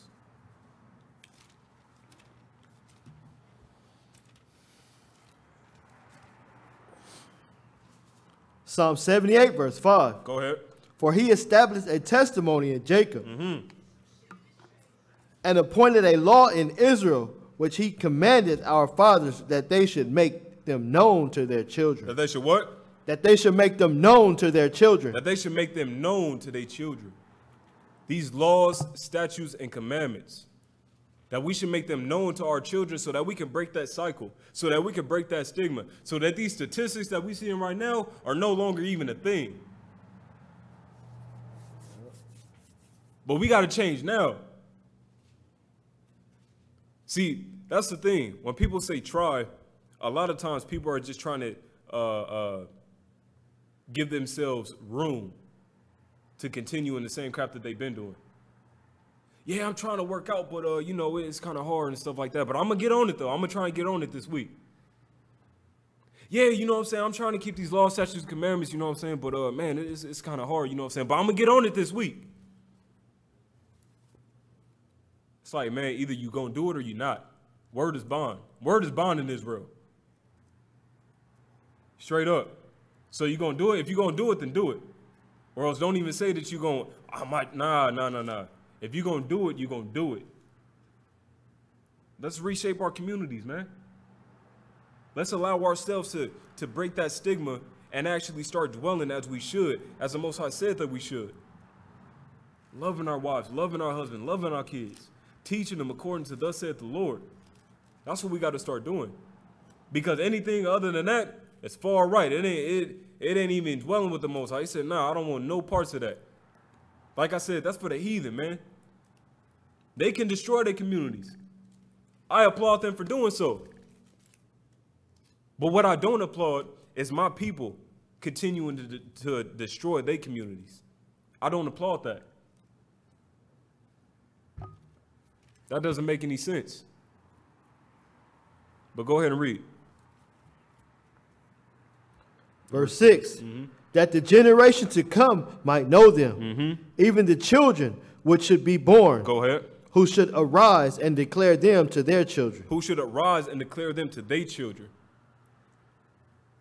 We do want our children to pass on things generationally, but they got to be according to this law. Not according to what man thinks and what man tries to promote.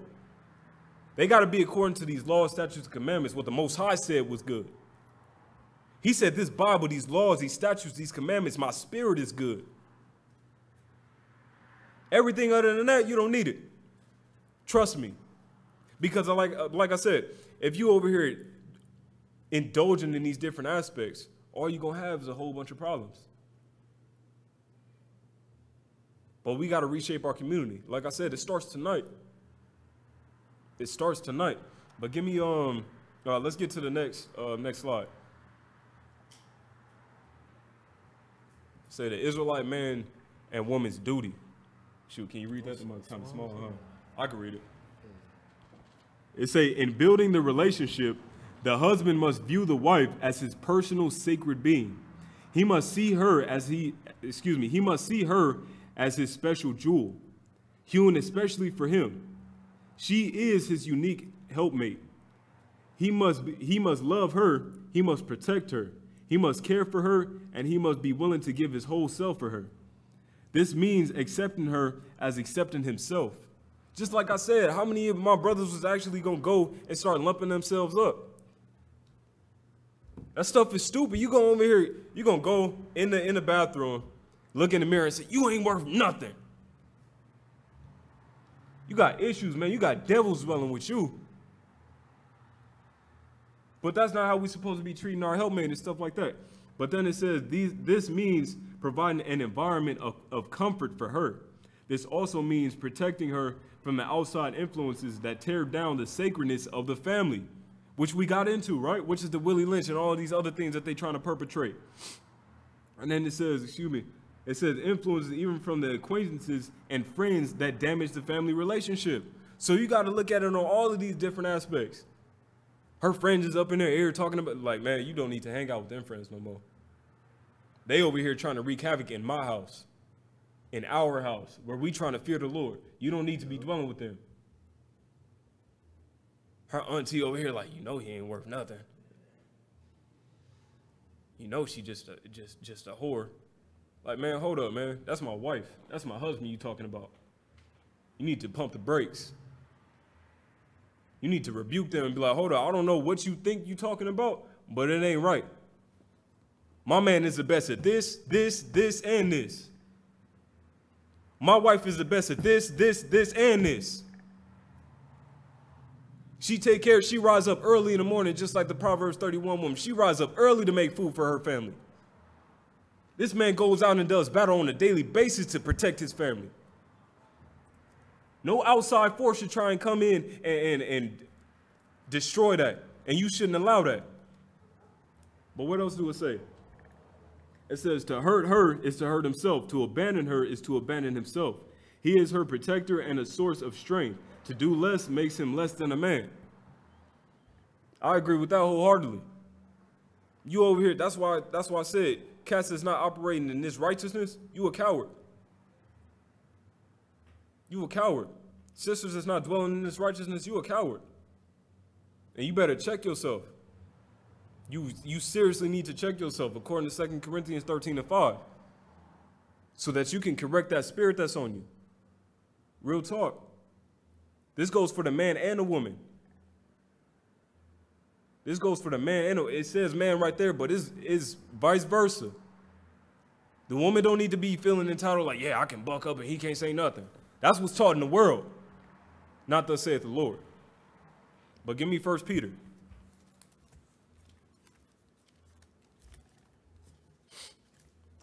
Chapter 3 and verse 1 through 6. Ooh, that time went by quick. Go ahead. It's 9 o'clock. Yeah, that's all good though. We got time. This is the end. I'll praise to the Most High that we got through it. 1 Peter 3, 1 through 6. 1 Peter chapter 3, verse 1. Likewise, ye wives, be in subjection to your own husbands. See, the Most High said, be in subjection to your own husbands. If this man is dwelling in righteousness and stuff like that, and he's actually trying to build up his nation to continue to dwell in righteousness, and if he's not, then you need to work it out. Like I said, that don't give you a passage, peace out. Work it out. Work it out first, because you never know if the situation can be salvaged. You never know. But it says, subject yourself unto your own husbands. But why? That if any obey not the word, that also may without the word be won by the conversation of the wise. So they see how this Israelite man and woman are moving, and they're like, doggone. I can't believe how these men and women of the Lord are moving. So the brother go in and talk to the sister and be like, yo, sister, boom, boom, boom, boom. Break down all of the history and stuff like that. But she not hearing it. But the wife follow up and be like, sister, check this out. Boom, boom, boom, boom, boom, boom, boom. Right there, solid. That's why they fear the Israelite man and woman. That's why they fear our homes being conjoined and being in an aspect of peace and being according to this law. That's why they fear that, because they're like, man, they over there winning souls. This husband and wife is putting in work. But go ahead. While they behold your chaste conversation coupled with fear. While they behold your chaste conversation, your holy, obedient conversation to your husband and to your husband, excuse me. Coupled with fear, coupled with respect. Not the fear, oh, he might kill me if I don't listen. Nah. Coupled with respect, like, man, this man is doing everything within his power to make sure that myself and my house are taken care of, that we are dwelling in righteousness, working long hours, whether that's the carnal aspect of work, going to work a 9 to 5, or whether that's the spiritual work, going out and raising up his nation of people. He's working so that he can get his people out of this captivity. And when the other people see that, when the sisters see that, they be like, man, I can't believe the power that they got. They in unity. Look at that, man. But go ahead. Whose adorning, let it not be that outward adorning of plaiting of hair and of wearing of gold or putting on of apparel. Not just looking with the elaborate hair wraps and all that, saying, oh yeah, check me out. Looking righteous on the outside, but ain't it? It's really just a devil on the inside. But go ahead. But let it be the hidden man of the heart, and that which is not corruptible, even the ornament of meek and quiet spirit. Of a meek and quiet spirit. The man that's hidden, that's actually calculating in his mind and being like, you know what, hold up. Let me look at this in the spirit of things and be like, okay, well, shoot. Boom, boom, boom, boom, boom. Let me lay this out. Let me make sure that my household is taken care of according to X, Y, and Z. Right? And then what does it say? which is in the sight of Yahweh of great price. And a great price. A woman that's doing all these things and operating in righteousness is priceless. Just as Proverbs say, she's far above rubies. Because you can't find it. It's so hard. I was talking to a Jake. It's so hard to find a woman like that. So then when one stumbles into your life, you be like, man, is you an FBI agent? Is you a Fed? Jakes be like, they'd be so taken back by the thought of having a righteous sister. They'd be like, hold up, this can't be real. How sad is that? A righteous sister stumbled into this man's life because he's been putting in his work, and the Most High has found him worthy of having this good position or a good portion.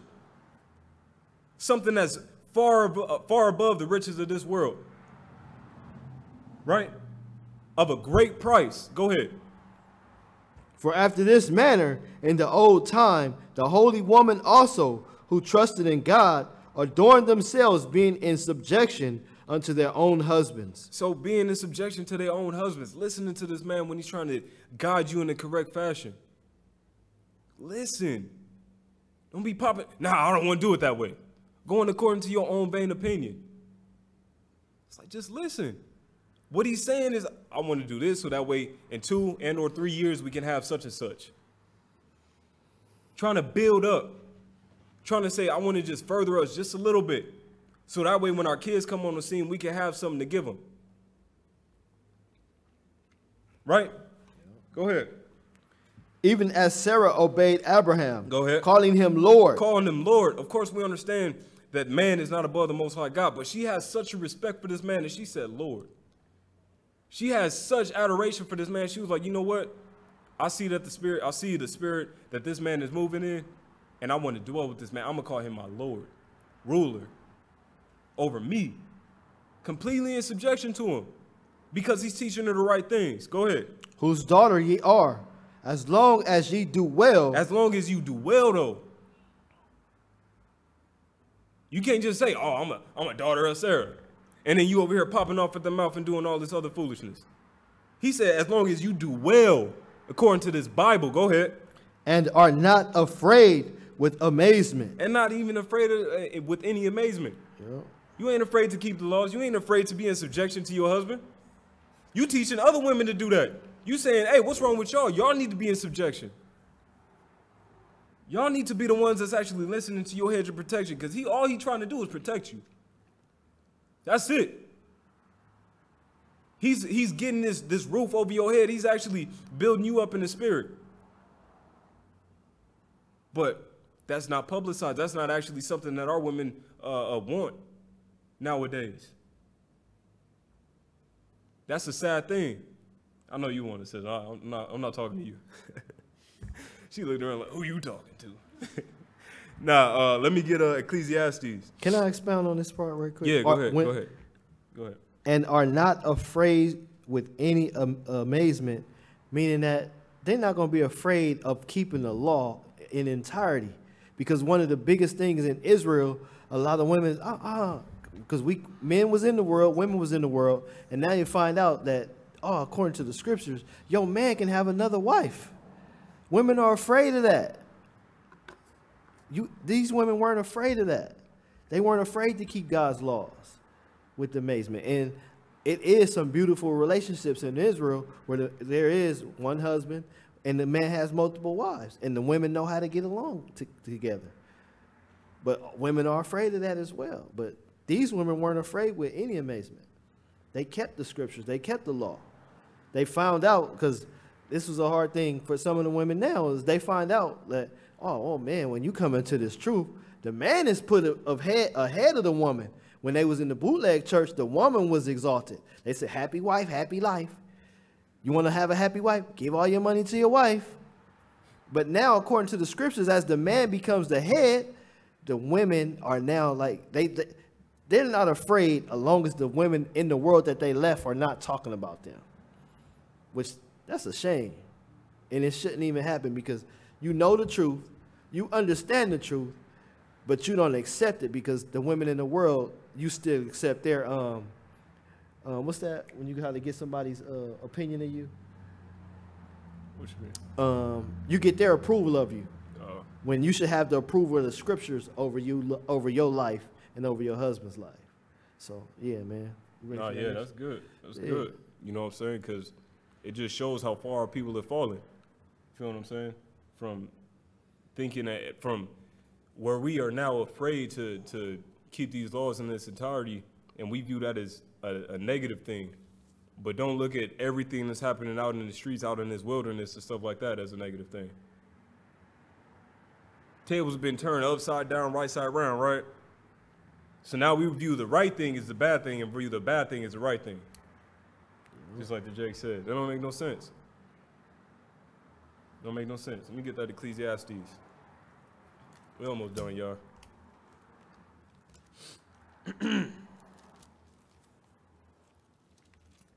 Ecclesiastes chapter 9, verse 1 through 9.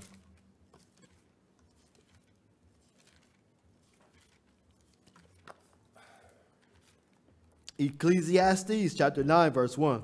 For all this I considered in my heart, even to declare all this, that the righteous and the wise and their works are in the hand of Yahweh. No man knoweth either love or hateth, by all that is before them. Go ahead. All things come alike to all. There is one, even to the righteous and to the wicked. It said it's one event to the righteous and to the wicked, right? And that's what? That's death. Go ahead. To the good and to the clean, and to the unclean, to him that sacrificeth, and to him that sacrificeth not, as is the good, so is the sinner, and he that sweareth as he that feareth an oath. Go ahead. This is an evil. Excuse me. This is an evil among all things that are done under the sun, that there is one event unto all. Go ahead. Yea, also, the heart of the sons of men is full of evil. See, that's where we get into it. The heart, the mind, is full of evil. Whether it's the man, the Israelite man, or the Israelite woman, it's full of evil. We understand that we all share one common event, you know what I'm saying? And that's going to be death.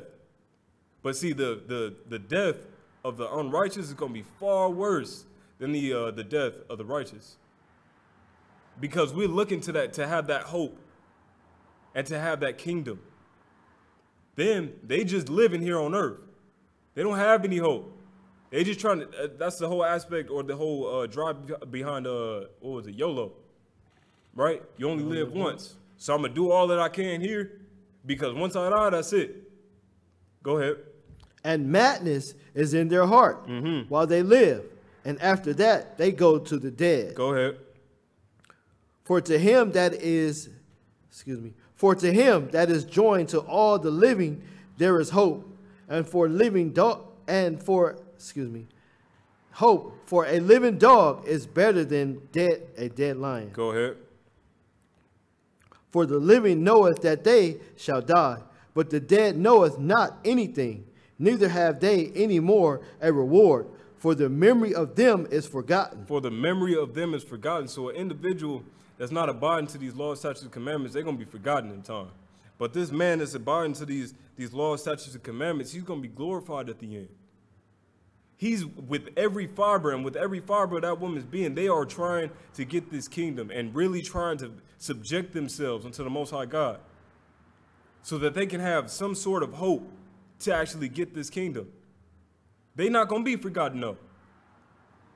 They're not going to be forgotten.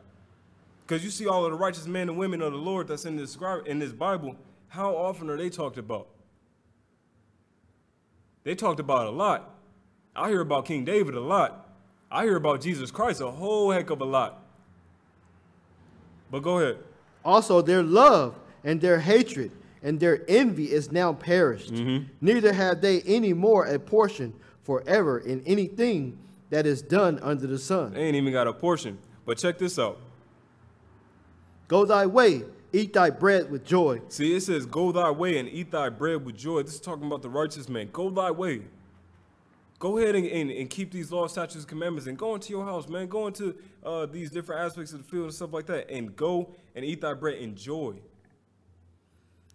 Because you got a joy, you in a joyous state of mind at that point, because you don't have the same issues as all of these unrighteous people. What they going through and how they have broken their homes, you're not dealing with that. You're not dealing with that in that fashion. So now you got joy and peace in your house. But go ahead. And drink thy wine with a merry heart. Go ahead. For Yahweh now accepteth thy works. Go ahead. Let thy garments be always white. So we know it's not talking about garments literally, but it's like, shoot, always clothe your spirit, right? But with that righteousness though. Always be dwelling with that, because the unrighteous, they already know they in. We just read it. They're going to be forgotten in time, and they don't have any hope. But he said, let thy garments be always white. Always be clothed in that righteousness. Go ahead. And let thy head lack no ointment. And don't get the anointing of the Most High off of you. Always be anointed with the Spirit of the Most High. Go ahead. Live joyfully with the wife whom thou lovest all the days of thy life. Live joyfully with the wife that you have chosen, that the Most High have given you, whom you love all the days of your vanity. All the days that you here on earth. Not just here once a week or something like that. You love her every single day. And like I said, the Israelite marriage is like fine wine. It gets better with time. I can see that through the examples that are within the congregation. But go ahead. Live joyfully with the wife whom thou lovest all the days of thy life, of thy vanity, which he hath given thee under the sun. Which the Most High has given you because of your obedience to him. Go ahead. All the days of thy vanity, for that is thy portion in this life. Go ahead. And in thy labor, which thou takest under the sun. And in thy labor that you take under the sun. This is your portion.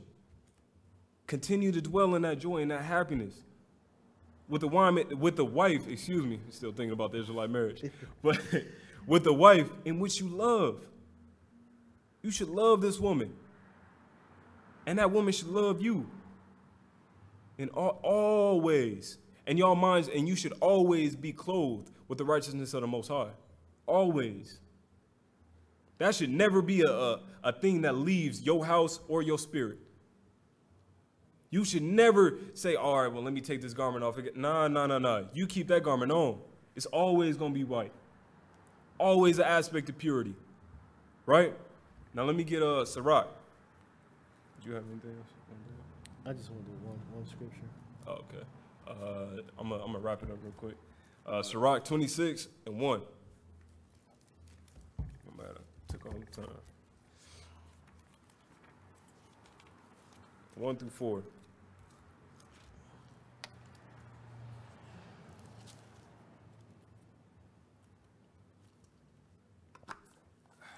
Sirach chapter 26. Excuse me. Damn, getting tongue twisted. Sirach 26, verse 1. Blessed is the man that hath a virtuous wife. Why? For the number of his days shall be doubled. For the number of his days on this earth shall be doubled. Let me ask you a question.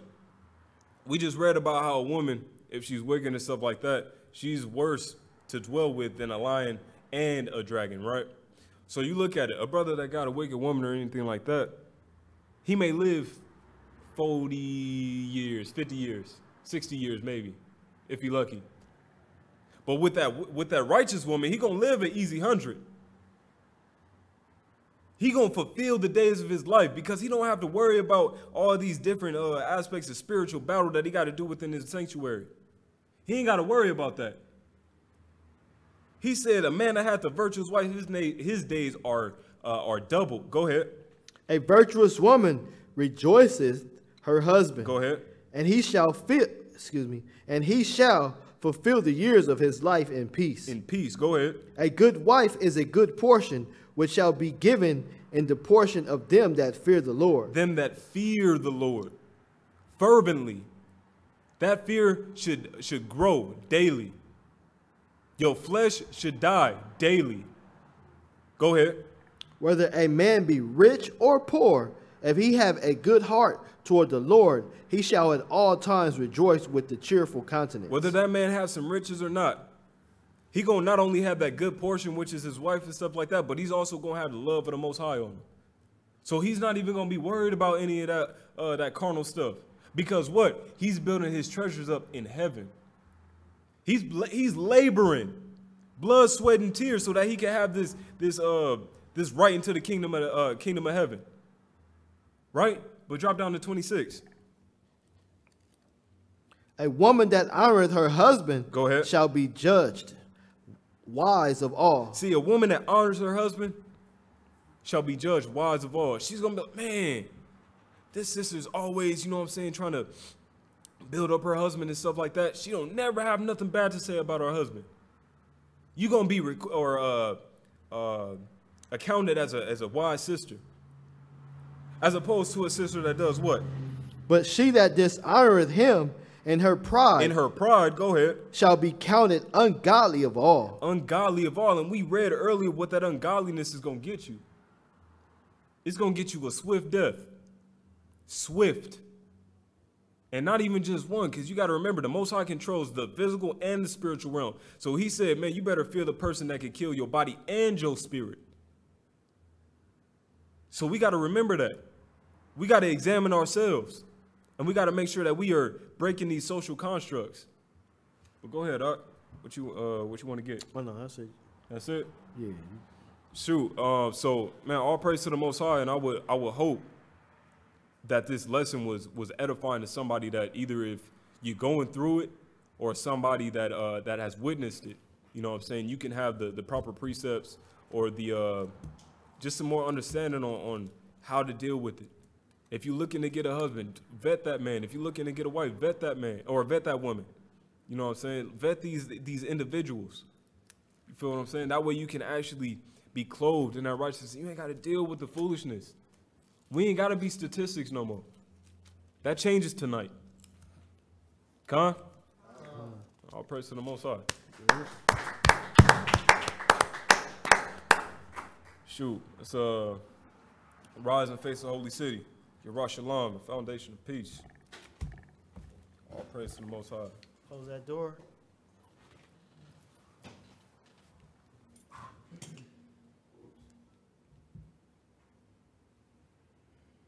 The water Yahweh. The water Yahweh.